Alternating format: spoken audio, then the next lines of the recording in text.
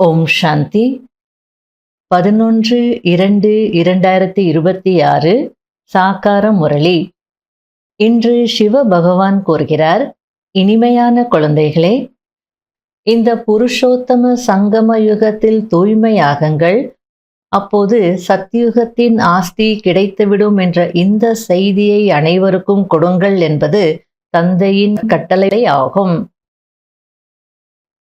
கேள்வி: எந்த ஒரு மலிவான வியாபாரத்தை பற்றி அனைவருக்கும் சொல்ல வேண்டும்?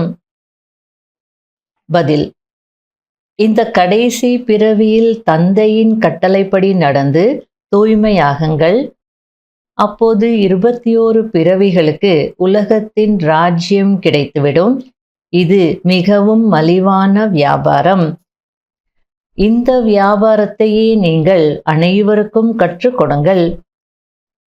சிவபாபாவை நினைவு செய்து தூய்மையாகுங்கள். அப்போது தூய்மையான உலகத்தின் எஜமானராக ஆகிவிடுவீர்கள் என்று சொல்லுங்கள். ஓம் சாந்தி. ஆன்மீக குழந்தைகள் அறிவீர்கள். ஆன்மீக தந்தை புரிய வைக்கிறார். கண்காட்சி அல்லது மேளாவில் காட்சிகள் காட்டுகிறீர்கள் அல்லது சித்திரங்களை வைத்து மனிதர்களுக்கு தந்தையிடமிருந்து இப்போது எல்லையற்ற ஆஸ்தி பெற வேண்டும் என்று புரிய வைக்கிறீர்கள். என்ன ஆஸ்தி? மனிதரிலிருந்து தேவதை ஆகுவதற்கான அல்லது எல்லையற்ற தந்தையிடமிருந்து அரை கல்பத்திற்கான சொர்க்க ராஜ்யத்தின் ஆஸ்தி எப்படி பெறுவது என்பதை புரிய வைக்க வேண்டும். தந்தையும் கூட வியாபாரிதான். அவருடன் இந்த வியாபாரம் செய்ய வேண்டும். பாரதத்தில் எப்போது சத்யுகம் இருந்ததோ அப்போது தேவி தேவதைகள் இருந்தார்கள், தூய்மையாக இருந்தார்கள் என்பதையோ மனிதர்கள் அறிந்திருக்கிறார்கள். கண்டிப்பாக அவர்கள் சொர்க்கத்திற்கான பிராப்தி ஏதாவது அடைந்திருக்க வேண்டும். அதாவது இந்த உலகத்துல கூட யாராவது நல்லா இருக்கிறாங்க, நல்ல நிலையில இருக்காங்க அப்படின்னா மக்கள் புரிஞ்சுப்பாங்க, இவங்க அதற்காக ஏதாவது முயற்சி செய்திருப்பாங்க, அதனால்தான் இதை அடைஞ்சிருப்பாங்க அப்படின்னு தெரியும் இல்லையா? அது போலதான் பாரதத்துல தேவதைகள் சத்தியுகத்துல இருக்கும்போது தூய்மையாக இருந்தாங்க அப்படின்னா அதற்காக அவங்க முயற்சி செய்திருக்கணும், ஏதாவது பிராப்தி அடைஞ்சிருக்கணும். அப்ப யாரிடம் இருந்து அடைஞ்சிருப்பாங்க? சொர்க்கத்தை ஸ்தாபனை செய்பவராகிய தந்தையை தவிர வேற யாரும் பிராப்தி அடைய வைக்க முடியாது. எனவே பாபாவுக்கு சிந்தனை வந்தது, குழந்தைகளும் இப்படி புரிய வைக்க வேண்டும். அதாவது தூய்மையாகுங்கள், இது தந்தையின் கட்டளை. இது புருஷோத்தம சங்கம யுகம். இது தூய்மையாக ஆகுவதற்கான யுகம். தேவதைகள் உத்தமத்திலும் உத்தம ஆத்மாக்கள். தெய்வீக உலகத்தின் ராஜ்ய அதிகாரம் உங்களுக்கு தந்தையிடம் இருந்து கிடைக்க முடியும்.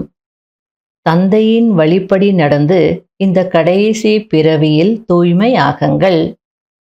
அதற்கான யுக்தியையும் தந்தை கோருகிறார் என்று சொல்லுங்கள். அதாவது யோக பலத்தின் மூலம் தன்னை தமோ பிரதானத்திலிருந்து சத்தோ பிரதானமாக எப்படி ஆக்கிக் கொள்வது என்று புரிய வைக்கிறார் என்று சொல்லுங்கள். குழந்தைகள் நன்மை செய்வதற்காக செலவு செய்ய வேண்டியதாக தான் இருக்கிறது. செலவில்லாமல் ராஜ்யத்தை உருவாக்க முடியாது. தேவதைகளுக்கு ஒருபோதும் தவறான சிந்தனை எதுவும் வராது. வாயிலிருந்து அப்படிப்பட்ட எந்த ஒரு வார்த்தையும் வெளிவராது. அவர்கள் சர்வகுண சம்பன்னர்கள், சம்பூர்ண நிர்விகாரிகள், மரியாத புருஷோத்தமர்கள். அதாவது அனைத்து குணங்கள் நிரம்பியவர்கள், முழுமையாக விகாரமற்றவர்கள், மரியாத புருஷோத்தமர்கள். இப்படி யார் வாழ்ந்துவிட்டு சென்றிருக்கிறார்களோ அவர்களின் மகிமை பாடப்படுகிறது. இப்போது குழந்தைகளாகிய உங்களையும் கூட அதேபோல் தேவி தேவதையாக ஆக்குவதற்காக வந்திருக்கிறேன். எனவே மனம் சொல் செயலால் அப்படிப்பட்ட எந்த ஒரு கெட்ட கர்மமும் செய்யக்கூடாது. தேவதைகள் முழுமையாக விகாரமற்றவர்களாக இருந்தார்கள். இந்த குணங்களையும் கூட நீங்கள் இப்போதுதான் தாரணை செய்ய முடியும். ஏனென்றால் இந்த மரண உலகத்தில் இது உங்களுடைய கடைசி பிறவியாகும். தூய்மையற்ற உலகத்தை மரண உலகம் என்றும், தூய்மையான உலகத்தை அமரலோகம் என்றும் சொல்லப்படுகிறது. இப்போது மரண உலகத்தின் விநாசம் முன்னால் இருக்கிறது. நிச்சயமாக அமரபுரியின் ஸ்தாபனை ஆகியே தீரும். எந்த ஒரு விஷயமும் முதலில் புத்தியில் வருகிறது, பிறகு வாயிலிருந்து வெளிப்படுகிறது. கர்மத்தில் வருவதினால் விக்கர்மமாகி விடுகிறது. பாபா கூறுகிறார், அங்கே எந்த ஒரு விக்கர்மமும் நடப்பதில்லை. இங்கே விக்கர்மங்கள் நடக்கிறது. ஏனென்றால் இது ராவண ராஜ்யம். இப்போது மிஞ்சியிருக்கும் ஆயுளில் தூய்மையாகுங்கள் என்று பாபா கூறுகிறார். உறுதிமொழி எடுக்க வேண்டும். தூய்மையாகி பிறகு என்னுடன் புத்தி யோகத்தை ஈடுபடுத்த வேண்டும். இதன் மூலம் உங்களுடைய ஜென்ம ஜென்மாந்தரத்தின் பாவங்களும் நீங்கிவிடும். அப்போதுதான் நீங்கள் 21 பிறவிகளுக்கு சொர்க்கத்தின் எஜமானர் ஆகுவீர்கள். இப்போது மீண்டும் சத்தோ பிரதானமாக அவசியம் ஆக வேண்டும். இது சிவ் பாபாவின் கட்டளை. இப்போது அதன்படி நடந்தீர்கள் என்றால் 21 பிறவிகளுக்கு தூய்மையான உலகத்தில் உயர்ந்த பதவி அடைவீர்கள். இப்போது முயற்சி செய்தாலும் சரி, இல்லை என்றாலும் சரி, நினைவிலிருந்து மற்றவர்களுக்கு வழி சொன்னாலும் சரி, சொல்லவில்லை என்றாலும் சரி, நான் சொல்ல வேண்டியதை சொல்லிட்டேன். இனி உங்க கையில தான் இருக்கு. நீங்க முயற்சி செய்றீங்களோ இல்லையோ, பாபா நினைவுல இருந்து நன்மை செய்றீங்களோ இல்லையோ, இனி அது உங்க கையில தான் இருக்கு அப்படின்றார். கண்காட்சிகள் மூலம் குழந்தைகள் அநேகருக்கு வழி சொல்லிக் கொண்டிருக்கிறார்கள். தனக்கும் கூட நன்மை செய்து கொள்ள வேண்டும். வியாபாரம் மிகவும் மலிவானதாகும். இந்த கடைசி பிறவியில் மட்டும் தூய்மையாக இருப்பதின் மூலம் நீங்கள் தமோ பிரதானத்திலிருந்து சத்தோ பிரதானமாக ஆகி விடுவீர்கள். எவ்வளவு மலிவான வியாபாரம்! வாழ்க்கையே மாறிவிடுகிறது. இதுபோல் சிந்தனை செய்ய வேண்டும். காமம் மிக பெரிய எதிரி என்று பாபா கூறுகிறார். இதன் மீது வெற்றி பெறுவதின் மூலம் நீங்கள் தூய்மையாகுவீர்கள். மாயாஜீத், ஜெகத்ஜீத் ஆகுவீர்கள். அதாவது மாயாவை வென்றவர்தான் உலகத்தை வென்றவர் ஆவார். இது யோக பலத்தின் மூலம் மாயாவை வெல்வதற்கான விஷயமாகும். பரம்பிதா பரமாத்மா தான் வந்து ஆத்மாக்களுக்கு புரிய வைக்கிறார். இந்த படிப்பு ஒன்றும் மிகவும் நீண்ட நெடியது அல்ல. தூய்மையாக மட்டும் ஆக வேண்டும். வாயினால் ஒருபோதும் கல் போன்ற வார்த்தைகளை வெளிப்படுத்தக் கூடாது. அதாவது வாயிலிருந்து கடுமையான வார்த்தைகள் வெளிவரக்கூடாது அப்படின்றார். கற்களை எரிபவர்கள் கல் புத்தியுடையவராகத்தான் ஆகுவார்கள். ரத்தினங்களை வெளிப்படுத்துபவர்கள்தான் உயர்ந்த பதவி அடைவார்கள். உங்களுக்கு இது பழைய உலகத்தை விடுவதற்கான நேரமாக இருக்கிறது. இது போன்ற விஷயங்களை எல்லாம் புத்தியில் சிந்தனை செய்து கொண்டே இருந்தால் கூட மிகவும் நல்லது. அதாவது பழைய உலகத்தை விடுவதற்கான நேரம் இதுன்னு சொல்லும் போது அதற்கான முயற்சி செய்யணும். இங்கேயே இருக்கணும்னு நினைச்சா துன்பம் தான் அதிகமாகும். நேரத்திற்கு ஏற்றாற் போல நம்மளை மாத்திக்கணும். அந்த முயற்சி செய்யணும். யாருக்கு எவ்வளவு சுகத்திற்கான வழி சொல்கிறீர்களோ அவ்வளவு குஷி இருக்கும், முயற்சியும் நடக்கும். மற்றவங்களுக்கு வழி சொன்னீங்க, சுகத்திற்கான வழி சொன்னீங்கன்னா உங்களுக்கு குஷியும் இருக்கும், உங்களுடைய முயற்சி நடக்கும் அப்படின்றார். அதிர்ஷ்டம் தென்படுகிறது. பாபாவோ அதற்கான முயற்சியை கற்றுத்தருகிறார். சிலர் அதில் ஈடுபடுகிறார்கள், சிலர் ஈடுபடுவதில்லை. கோடீஸ்வரர்கள், பல கோடிக்கு அதிபதிகள் என அனைவருமே அப்படியே அழிந்து போவார்கள் என்பதை நீங்கள் அறிவீர்கள். ஆகையால முயற்சி செய்யுங்க, பணத்துக்கு பின்னாடி முயற்சியை விட்டுடாதீங்க அப்படின்றது புரிய வைக்கிறார். அப்போதான் உங்களுடைய அதிர்ஷ்டம் தென்படும். நல்லது. இனிமையிலும் இனிமையான தேடி கண்டெடுக்கப்பட்ட செல்ல குழந்தைகளுக்கு மாத்பிதா பாப் தாதாவின் அன்பு நினைவுகள் மற்றும் குட் மார்னிங். ஆன்மீக குழந்தைகளுக்கு ஆன்மீக தந்தையின் நமஸ்காரம். கடைபிடிக்க வேண்டிய முக்கியமான சாராம்சம். முதல் பாயிண்ட், உயர்ந்த பதவி பெறுவதற்கு வாயிலிருந்து சதா ரத்தினங்களையே வெளிப்படுத்த வேண்டும், கல்லை அல்ல. மனம் சொல் செயலால் மரியாதா புருஷோத்தமர் ஆகும்படியான அப்படிப்பட்ட கர்மம் செய்ய வேண்டும். இரண்டாவது பாயிண்ட், இந்த கடைசி பிறவியில் தூய்மையாகுவதற்கான உறுதிமொழி எடுக்க வேண்டும். தூய்மையாகுவதற்கான யுக்தியை தான் அனைவருக்கும் சொல்ல வேண்டும். வரதானம். எவர் ரெடியாகி ஒவ்வொரு சூழ்நிலை என்ற பேப்பரில் ஃபுல் பாஸ் ஆகக்கூடிய எவர் ஹாப்பி ஆகுங்கள், அதாவது சதா மகிழ்ச்சியானவர் ஆகுங்கள். யார் எவர் ரெடியாக இருப்பார்களோ அவர்களுடைய நடைமுறை சொரூபம் எவர் ஹாப்பியாக இருக்கும். எந்த ஒரு சூழ்நிலை என்ற பேப்பர் அல்லது இயற்கையின் ஆபத்துகள் மூலம் வந்திருக்கும் பேப்பர் அல்லது ஷரீரத்தின் எந்த ஒரு கர்ம வினை என்கிற பேப்பர் வந்தாலும் இந்த அனைத்து விதமான பேப்பர்களிலும் ஃபுல் பாஸ் ஆகிறவர்கள்தான் எவர் ரெடி என்று சொல்லப்படுவார்கள். எப்படி நேரம் யாருக்காகவும் நிற்பதில்லையோ அதுபோல் எந்த ஒரு தடையும் ஒருபோதும் தடுத்து நிறுத்த முடியாது. மாயாவின் சூக்ஷ்ம அல்லது ஸ்தூல தடைகளும் ஒரு வினாடியில் முடிந்து போக வேண்டும். அப்போது எவர் ஹாப்பியாக இருக்க முடியும். அதாவது எவர் ஹாப்பின்னா சதா மகிழ்ச்சியானவராக இருக்கணும். அப்போ சதா மகிழ்ச்சியானவராக எப்படி இருக்க முடியும்? நிறைய தடைகள் வருது, பிரச்சனைகள், பேப்பர்ஸ், டெஸ்ட் பேப்பர் நிறைய வருது இல்லையா? சூழ்நிலைகள் மாறிட்டே இருக்கும். இயற்கையினுடைய ஆபத்துகள் அதுவும் வரும், அல்லது சரீரத்திற்கு நோய் வரும், அதாவது கர்ம வினையினுடைய பேப்பரும் வரும். எது வந்தாலும் எல்லாத்துலேயும் பாஸ் ஆகணும், ஃபுல் பாஸ் ஆகணும். அப்படி ஆனால்தான் எவர் ரெடி என்று சொல்ல முடியும் அப்படின்றார்.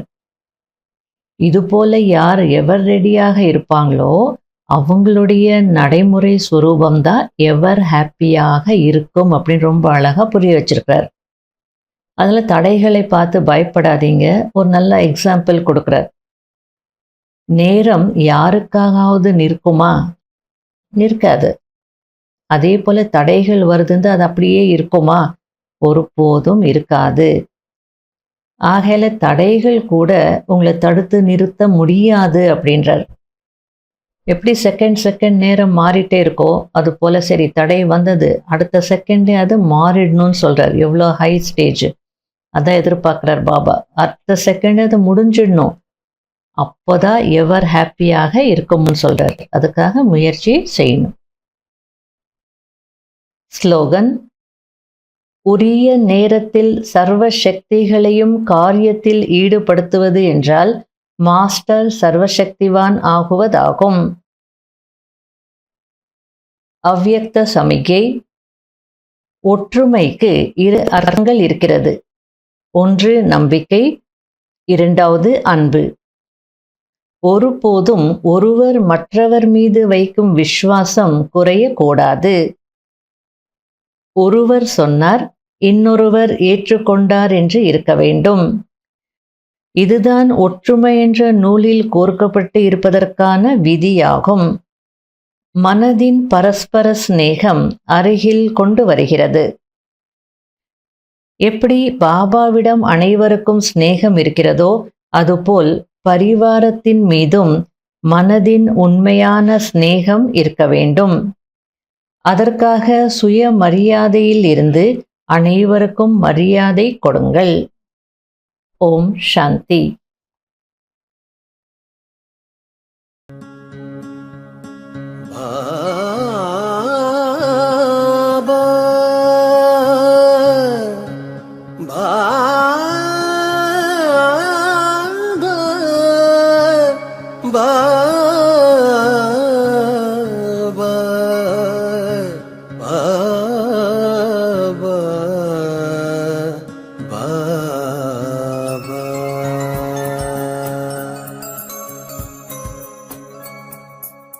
சுடர்விடும் ஜோதியிலே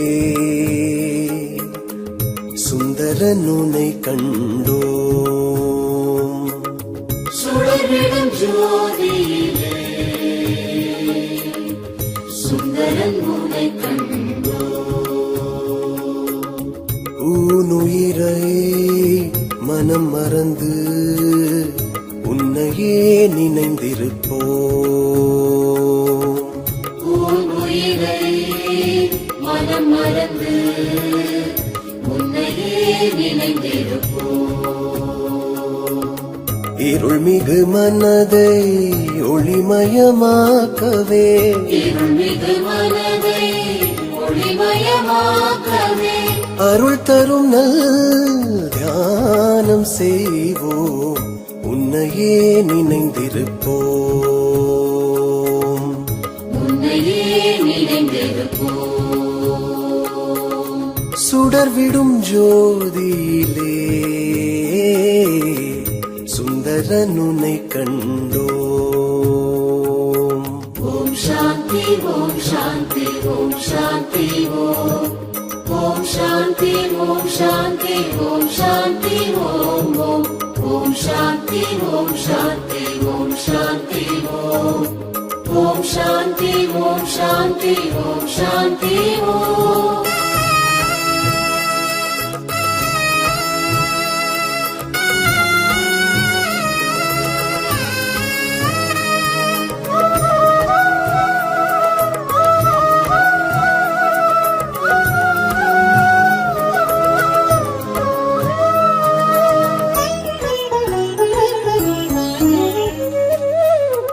அன்பருள் வழங்குபவர், ஒப்பில்லாத ஒளியவர், அண்ட சகாசரமாய் உருவான முதல்வன். சித்தத்திலே சிவனின் திருவருள் நிறையவே, சித்தத்திலே சிவனின் திருவருள் நிறையவே, ஞானத்தை அடையும் தத்துவம் காண்போமே, தத்துவம் காண்போமே. சுடர்விடும் ஜோதியிலே சுந்தரன் உன்னை கண்டோம். சுடர்விடும் ஜோதியிலே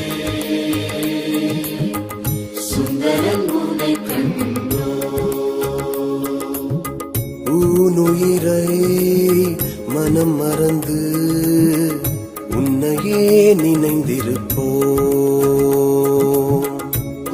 உயிரை மனம் மறந்து உன்னையே நினைந்திருப்போம். இருள்மிகு மனதை ஒளிமயமாக்கவே, இருள்மிகு மனதை ஒளிமயமாக்கவே, அருள் தரும் நல் தியானம் செய்வோம். உன்னையே நினைந்திருப்போம். உன்னையே நினைந்திருப்போம். சுடர்விடும் ஜோதியிலே ஹரனுனை கண்டோம். ஓம் சாந்தி ஓம் சாந்தி ஓம் சாந்தி ஓம்.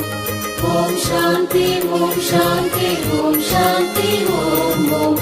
ஓம் சாந்தி ஓம் சாந்தி ஓம் சாந்தி ஓம். ஓம் சாந்தி ஓம் சாந்தி ஓம் சாந்தி ஓம்.